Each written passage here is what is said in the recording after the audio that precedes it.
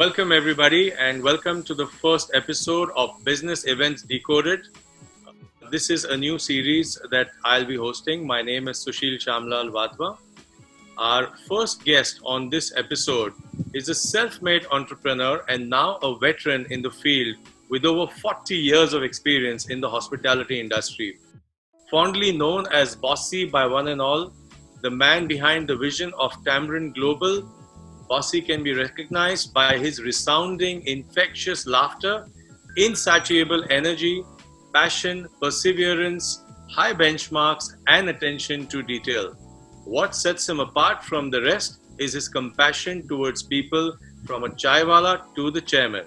Though promoting tourism is his first love, he has built a reputed brand in the event, wedding, and corporate space, and has over the years planned and executed several big-ticket weddings, social events, and MICE groups and business events. So let's find out a little bit more about my dear friend and the legend, Mr. Mahesh Shirodkar. Welcome, Bossy, to the show. My favorite person in the industry to start a new show with. So thank you so much for being here.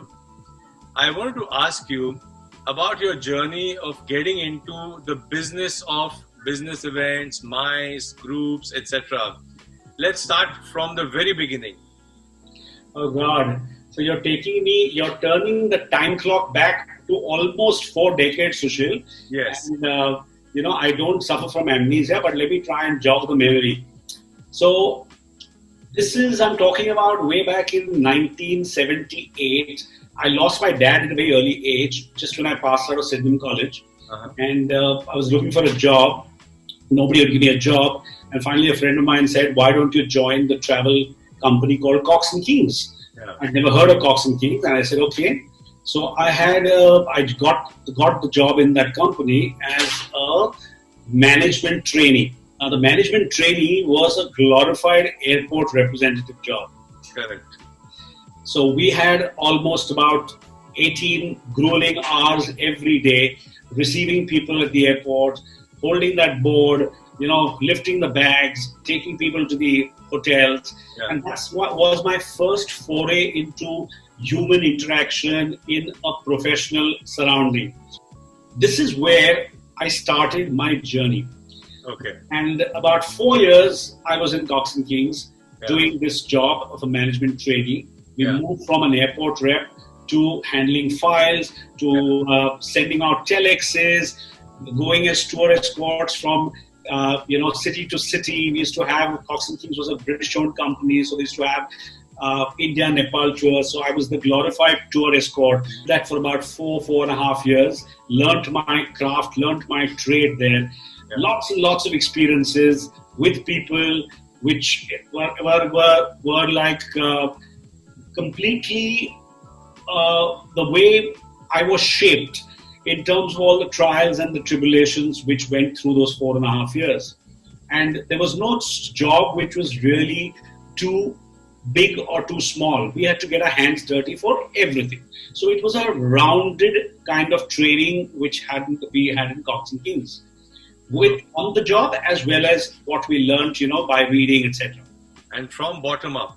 Completely bottom up. Completely bottom up. I was a virgin that time. Okay. For sure. As far as the trade concerned. And going forward, what happened was Cox and Kings was a British company. They got bought over by the Taj Group of hotels. Yeah. So they had a complete change of management. Yeah. And this was in the month of 81 or 82. Yeah. And in 82, the takeover happened, and like a lot of acquisitions which happen, integration is always a little challenging. Yes. So there's different cultures which need to be blended, and the entire independence, the autonomy, the joy of working in Cox and Kings, and what we were passionate about, that slowly started eroding. Yeah.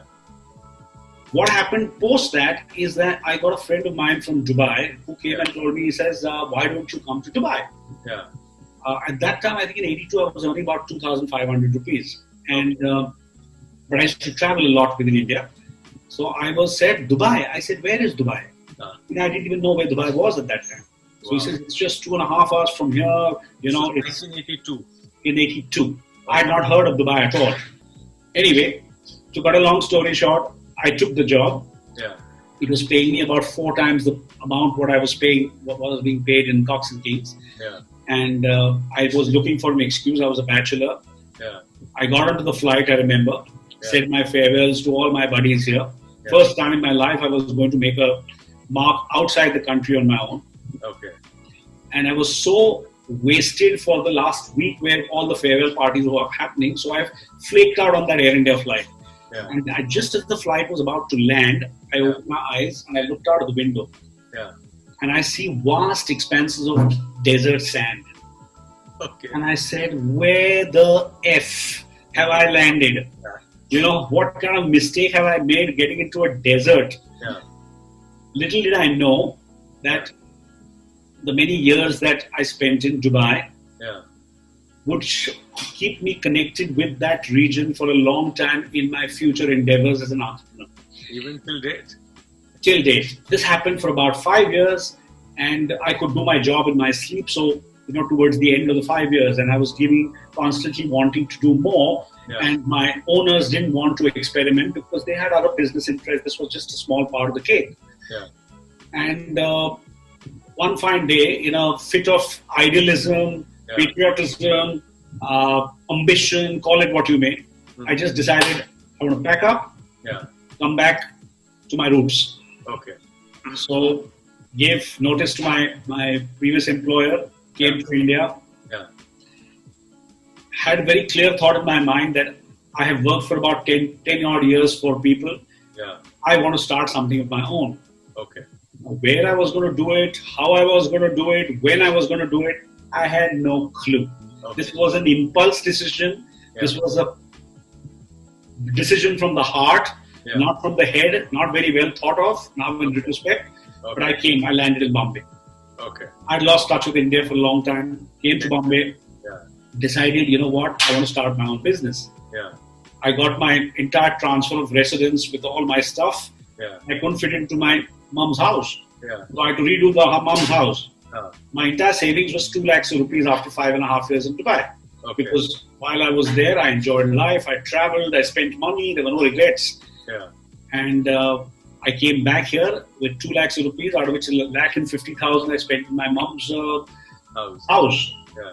Renovating the house, paying kadiyas, paying carpenters, the foreign NRI money, which I had no clue had so much of importance at that time. Yeah. So I was left with 50,000 princely rupees after almost 5 years in Dubai. I came back and I said, I've got to now start something on my own. Yeah. And my wife's biological clock was ticking and she said, I want to have kids. I said, what kids? I have 50,000 bucks in my pocket, I said, screw kids and all. She said, no, etc. Anyway, as usual, all women have their way. Correct. And we had our first kid and she was supporting, she was in advertising, she was working for Mudra and she was a creative director. So she earned, I think at that time, about 12,000 rupees a month, which was a fantastic sum for a half-a-day job. And I earned exactly zero. Okay. Till the time I started this company called Tour Club. That's right. That's what I remember. Tour Club. I started Tour Club in 88 and exactly with 5,000 rupees as a paid-up capital. Okay. Because I had 50,000, I had to make that stretch. Correct. So I had no clue about anything about India. I had just lost total touch with India. Yeah. So one of my friends gave me a small little ramshackle office behind Handloom House in Fort. Okay. And it was in the back gullies, etc. I used to get lost myself finding my office. Yeah. And this office was a three-story wooden ramshackle building. Yeah. I had a peon and myself. The peon used to earn 750 rupees, and I used to take 500 rupees. And my wife used to keep my home fryers burning. Yeah. So that was Tour Club anyway. So I was very, the kind of uphill struggle for the first 4 years was it was like really steep. So 88 to 92 was this journey. So it was an uphill struggle for the first 4 years, and I had given myself a gestation period of 5. Okay. I said, I have no ego. Yeah. I said, I need to keep food on the table. I can't have my wife working all the time. Yeah. She was burning, keeping the fires burning. Yeah. I said, I will give it 4 years. If the business doesn't improve, I said, you know what? I go back to Dubai where I had a lot of credibility, I had a lot of equity, and I was being wooed for other jobs, but I wanted to give this entrepreneurial role of mine for the first time a gestation time. And then things started turning around after the 4th year. Okay. So we built up a team of almost about 30 to 40, and in 2001, Kioni had come in. Kioni, the Swiss conglomerate, had come into India. They bought the first acquisition was, in fact, it was the first travel acquisition in India ever. Was a company called SOTC. The second acquisition in 2000 was Sita Travels. And the third acquisition was my company. Your club. And at that time, I didn't have a clue of what selling a company was. Correct. You know, I went to a friend of mine called Tariq Ansari, who was the owner of Midday. And I asked him, I said, what the hell do they mean by selling a company? He says, then he gave me a crash course on diligence and multiples and all that shit. We met with the Swiss chairman. We did a handshake. And I sold the business and the brand to the company in 2001. This was almost 88 to 2001, so almost like a 13-year journey. That's right. And I sold the company to them in 2001. And we were very buoyant. And here I was thinking that I have sold my brand and business. I will, whatever profits they want, I'll give it to them in my sleep. Correct. There's so much buoyancy and so much confidence we came from. And all this came crashing down when 9/11 happened. And it kept on going southwards. Every business of Kioni was making huge losses. I just took upon myself. I said, listen, I'll be damned if I'm going to erode my sale price. I said, come hell or high water, I'm going to try and bust my butt to try and see how I can achieve these targets. 6 months of the year for the next 3 years, 2.5 years actually, I was on the road, wooing clients, begging for business, and trying to make some revenues. At the end of 2.5 years, fortunately, there was a God there and there was my team. At the end of it, in 2.5 years, we were the only strategic business unit which gave Kioni their entire profits and more. Wow. So the chairman of Kioni came back to me and said that, listen guys, we want to terminate your contract now and we want you to get on the board of Kioni. So I got on the board of Kioni. I then moved into handling their their flagship division, SOTC. So from a 40-man organization, I went on to manage a 1,500 people organization with 5 divisions, etc. So it was a great canvas to paint. Did that for a couple of years, and one fine day I woke up from the right side of the bed and said, listen, what the hell am I doing? I said, I have been doing this from the age of 18. I need to get my shit together. I need to basically make sure that I spend time with the family. I need to spend time with the kids before they start calling me uncle. And I said, I need to get a grip on my personal life because there was no balance. And that's what I did. And that's what happened. I came back and I started waking up without an agenda. I started spending time with the kids. I started traveling. I started dabbling into a whole lot of things.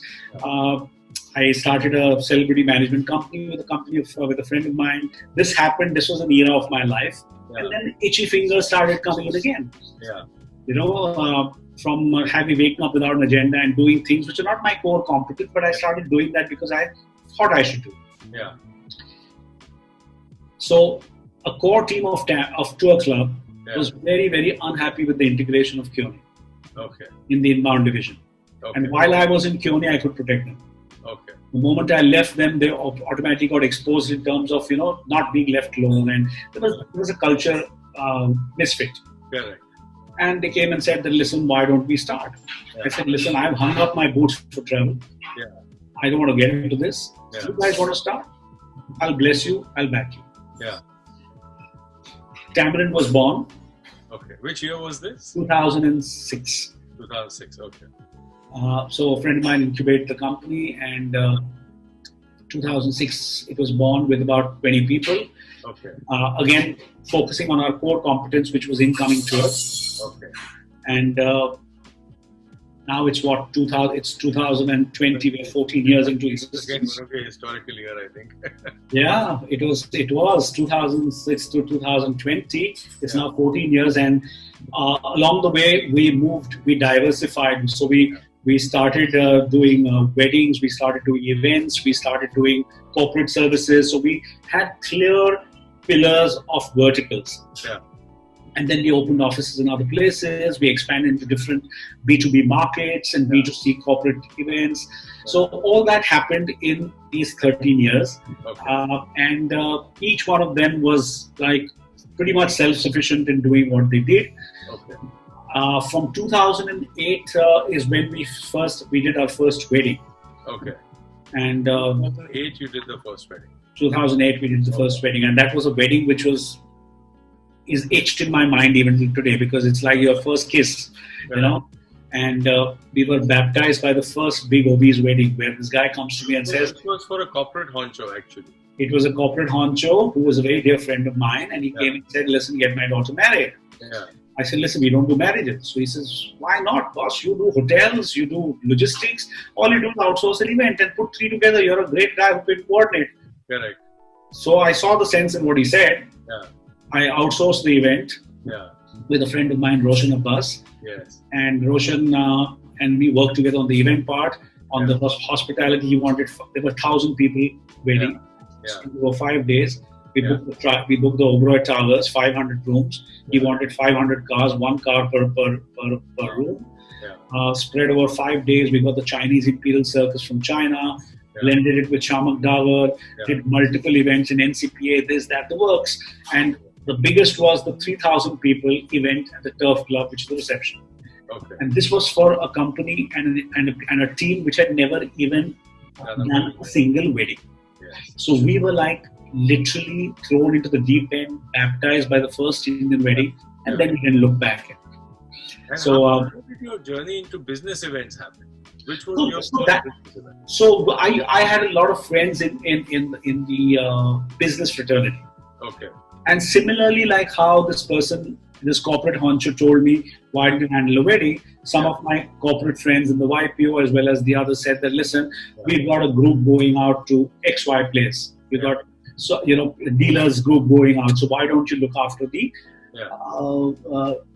arrangements? Okay. And even though we were incoming, my clear understanding of the business is that if you have your fundamentals clear, whether it's inbound or outbound or anything connected with logistics, hospitality, it is just a byproduct. And so the corporate division MICE division was set up. Yeah. However, having said that, we've not focused so much on the MICE as a lot of other big players have. I had a lot of opportunity to inorganically grow my MICE division, which I resisted because I found that in India the competition is extremely, very cutthroat. All the big players, because I used to have a big MICE division, which used to do a huge turnover under my wing in SOTC. Yes.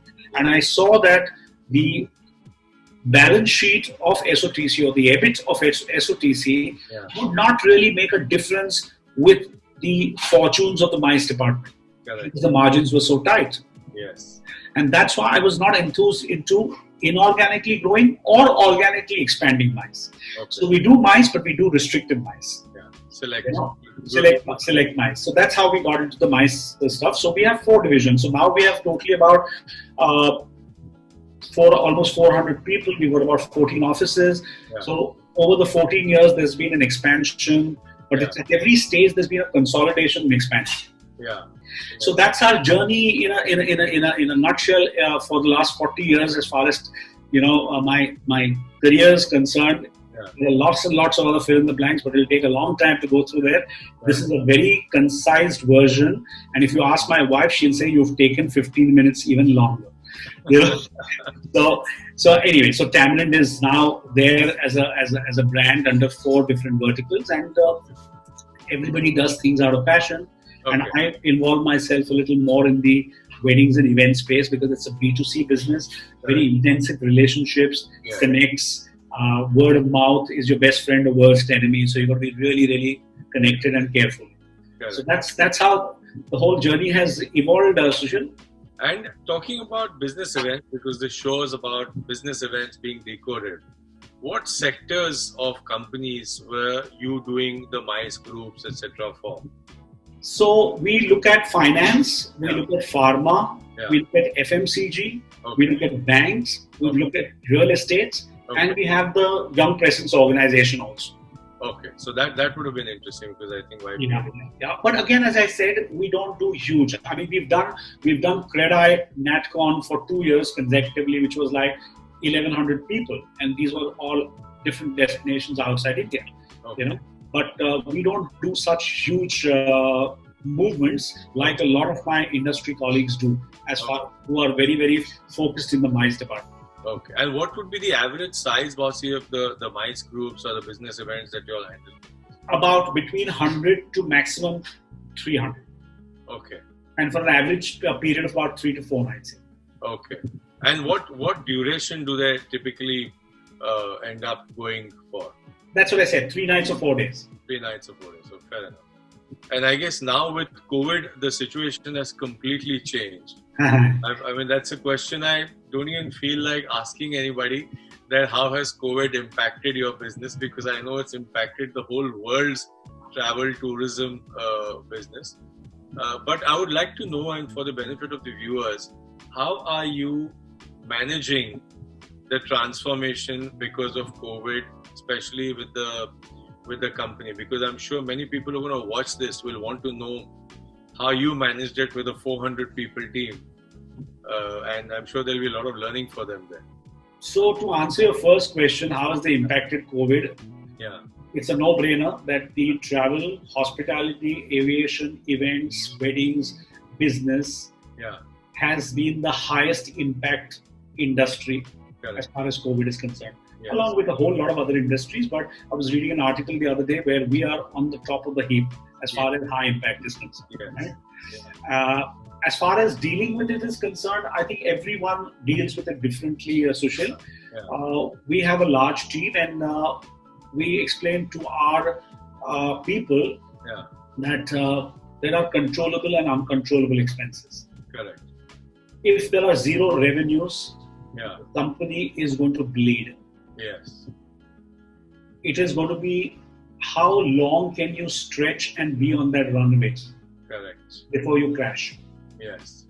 So in order to stay on the runway, you need to exercise austerity. Yes. You need to be prudent about expenses. Yes. You need to make sure that you trim your workforce. Yes. You need to make sure that the people are fairly relevant and agile and multitasked, because those are the people who will survive that entire runway. When push comes to a shove and the company has no choice but to trim it of where people are concerned. And it is very heart-wrenching. Trust me, I have been a person who has evolved over the years only with people and teams. Yes. And it is very heart-wrenching to know that you have to say bye to people. The thing you need to do is keep yourself alive. Yeah. And the analogy I'll give you is in an airplane. When you run out of oxygen, what do they say when you have a kid next to you? Yes. Put that mask on yourself first. Correct, absolutely. So you can save your kid. Correct. And I always use that analogy for telling people. I said, if you survive, you can make everybody else survive and save the world or your world, if not Absolutely. And that's the order of the day. And however painful it is, objectively, companies have to keep their hand on their heart, and basically it's going to be a really heart-wrenching decision for a lot of people who are gasping for air, because we've got no bailouts, we've got no strategic initiatives done by the government to save this industry, which is about 9.5% of our GDP. Correct. Unfortunately, that's not happened, and that's why a lot of bloodbath is going to happen when we come out of this, as well as a lot of collateral damage. Oh yes. So everybody deals with it differently, Sushil. But the fact of the matter is that people will have to take drastic measures to stay alive. Yes. Or Yeah. and simultaneously look at alternative revenues to tide by to keep that revenue clock moving. Correct. Talking about alternative revenues, I was just thinking, there's obviously no clear answer right now on when the world will resume some sense of normalcy, when events and travel will pick up again to its earlier levels. Personally, I believe that whenever it happens, there will be a huge pent-up demand and the industry will flourish at that time. Do you also feel the same way, or do you feel travel, business events is going to change forever moving forward? So, Sushil, we've discussed this offline sometimes on conversations personally, and I certainly ain't any Nostradamus. Yeah. But the fact of the matter is that travel is inherent. Yes. It is we are social animals. Yes. So travel will bounce back. Yeah. But currently, the only certainty we have is uncertainty. Yes. That's true. And because of this, you have to just keep on watching the space. Yes. You have to be agile. You have to be relevant, and you have to be adaptive. Yeah. So, another friend of mine also told me that you've got to, we have the time now. We don't have the revenues coming in, but we have the time now. So when you have the time, use it to the optimum, because time is like spilt milk. Once it goes, it's perishable. You're not going to be able to rewind the time clock. Yeah. Use that time. So we're continuously now, as far as Tamarind is concerned, we are running with time. Yes. So that when things do open up, and I'm sure they will, and everybody knows that they will. When is obviously a big multi-million-dollar question. Yes. But when they do, obviously, we don't want to be caught with our pants down. We don't want to be running against time. Yes. And that's where I feel that all people who have the resources, whichever resource, limited, unlimited, you have to make sure that they exercise austerity, but keep on talking to your people, keep on making sure that they stay relevant, keep on making sure that their education is there, the knowledge is there, because that is something nobody can take from you. And that is something which will always be useful and relevant when things bounce back. So as far as events is concerned, as far as MICE is concerned, in specific areas, MICE has gone into a coma. Yes, completely. As far as I'm concerned. What are the side effects when they wake up from coma is too early to say. But obviously, I don't see things coming back for MICE till Q2 of 2021. Okay. And we've been talking to all our corporate clients, etc. They've just been cancelling stuff. They've not been going ahead with exposing their senior staff as well as all their staff in one place and one gathering. Let's hope it changes sooner than later in all our areas, between hospitality, between MICE, between events, between weddings. And all this is completely dependent on how the pandemic pans out. And what kind of solutions we get in the short, medium and long term to knock the fear psychosis out of the window. I guess we are also running out of time, so I'll move to the last question as far as the show is concerned. What do you think is the future for somebody who wants to get into the industry of business event? Do you think they should look at thing now and then, whenever the demand has to come, it will be a lot more than the current? Would you advise people to get into the industry? See, Sushil, you had to ask me this question at the time of a crisis, right? Yes. Okay. So, let me take you back with my early days when I used to interview people. And I used to interview people, and everybody used to come with star-struck, glamorous visions of what the travel industry is going to offer. And I used to give them a blank piece of paper. And I used to draw a circle in it. Right? A big circle. And I used to put a little dot in the middle of that circle. And I used to ask them a simple question. I said, look carefully at the diagram and tell me what you see. And obviously, a lot of people would say, I see that dot. I said, you're absolutely right. The dot is the first thing people notice. Yeah. Nobody notices the white space around it. Yes. Your dot denotes and signifies a mistake. Yes. The white is all the good you do. Correct. So don't think the travel industry is a bed of roses. Yeah. There are lots of thorns. Yeah. And out of 10 good things you do, one bad thing you do, most people, human nature is critical. Correct. They will always pinpoint that one thorn, that one dot, that one mistake. Yeah. Yeah. I said, if you are ready to do, to come into the industry, Yeah. please be prepared for this. Yeah. Out of 10 interviews, I used to have 3 people Yeah.